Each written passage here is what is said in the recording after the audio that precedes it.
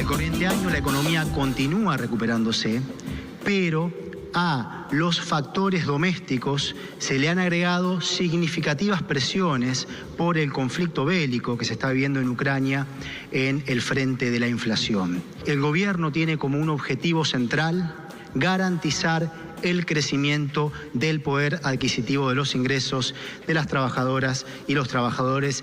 Lo que se vive a nivel mundial es una crisis de la distribución de los ingresos. Y Argentina en ese punto actúa. Y todos advertíamos que este conflicto es un conflicto que está cayendo sobre todos y también cae sobre la Argentina. Con lo cual, todo esto se inscribe en una lógica de seguir mejorando la distribución del ingreso en la Argentina. Este esfuerzo del presidente de querernos meter en igualdad de condiciones que todo el mundo no se entiende, porque la inflación efectivamente es un problema en todo el mundo, pero no en los niveles, en la magnitud que tiene la Argentina. Lejos de estar claro. en la magnitud que tenemos nosotros. Pero y no solo la inflación, en líneas generales. Nosotros tenemos 40% de gente por debajo de la línea de pobreza, claro, más o menos. Alrededor, más de la mitad de los chicos, qué sé yo. Habrá que ver cuando se termine de medir bien este año. La culpa no es de la guerra de Ucrania con Rusia o de la invasión rusa, de esa situación. Claro. Entonces, a mí me parecen las explicaciones que dan el problema, más allá de las medidas que se toman, de la situación actual. Porque no hay un sinceramiento. Y a veces uno piensa, digo, si ellos mismos se autoconvencen que es como dicen ellos que es, claro, nunca van a tomar la medida adecuada, porque no es como dicen ellos. Ese es el problema. La Argentina tiene el promedio en los últimos 70 años una inflación del 105%, ¿no? Promediando los picos del 89, del 90, y hace 15 años que no baja el 20, con lo cual es un problema estructural ya prácticamente endogámico a la propia Argentina. Y además uno dijera, bueno, si eventualmente, podríamos decir, si la guerra terminara, más allá de que se supone que no será en el cortísimo plazo, la Argentina podría resolver sus problemas, y no, seguiríamos también con un piso alto de inflación, con la pobreza que no se resuelve, y además con una carga impositiva, y ese es el dato de hoy, ¿no? Se agrega, si bien no hay muchos detalles, pero esto de seguir expoliando el sector privado para transferir a otros sectores, bueno, distribución de una riqueza que no está, ¿no? Es decir, hay que generarla primero.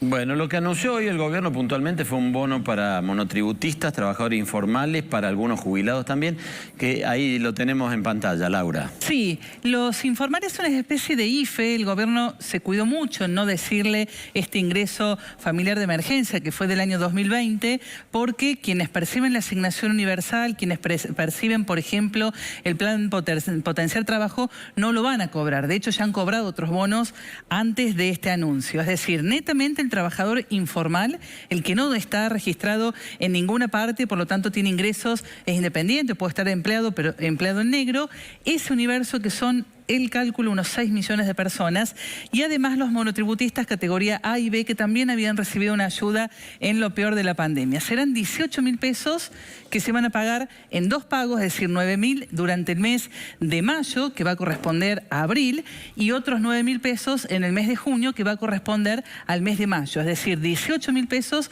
en 2 cuotas. La primera se cobra en mayo, la fecha todavía no está acreditada seguramente en la cuenta, si recibiste alguna vez un IFE, o habrá que ver después qué mecanismo hay que hacer si no tenés cuenta bancaria. Habrá que ver quiénes pueden acceder y quiénes no a eso, a ese Hay que ver beneficio. Después la letra fina, pero se supone que si uno se sigue con la pauta del IFE del año 2020, sí, aquellas personas que no tienen ingresos declarados, que no tienen más de una propiedad, es decir, que se supone que viven allí y no tienen rentas de otra parte, bueno, habrá que ver la letra fina, pero la condición es esto de no tener un empleo formal y ser independiente, o ser cuentapropista, o ser a lo mejor empleado, pero estás en negro. Jubilados y pensionados también van a ser 12.000 pesos aquí en una sola cuota, y atención porque hoy la ANSES empezó a pagar el bono de 6.000 pesos a quienes perciben la mínima.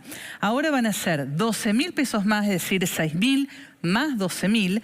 Esos 12.000 se van a cobrar una cuota el mes que viene, en fecha todavía no determinada, y en principio es para jubilados y pensionados de hasta 2 mínimas, porque el bono de 6.000 que se está pagando ahora era para quien percibe la mínima de 32.000 pesos, 32.000 y pico. Ahora, aquellos que tienen, por ejemplo, una jubilación y una pensión, quedaban afuera de este bono, van a acceder a este ingreso adicional, 12.000 pesos por única vez, se paga en mayo, para aquellos que no superan los 65.000 pesos, tengan una sola jubilación, un solo ingreso, o tengan dos, porque puede ser que tengas una pensión y una jubilación. Reiterada fecha, mayo dijiste, ¿no? Mayo. La fecha de pago todavía no está, se supone que podría ser con el mismo pago del haber, pero no es en el mes de abril que estamos cursando ahora, sino en el mes de mayo. Ahora, ¿cómo se va a financiar esto?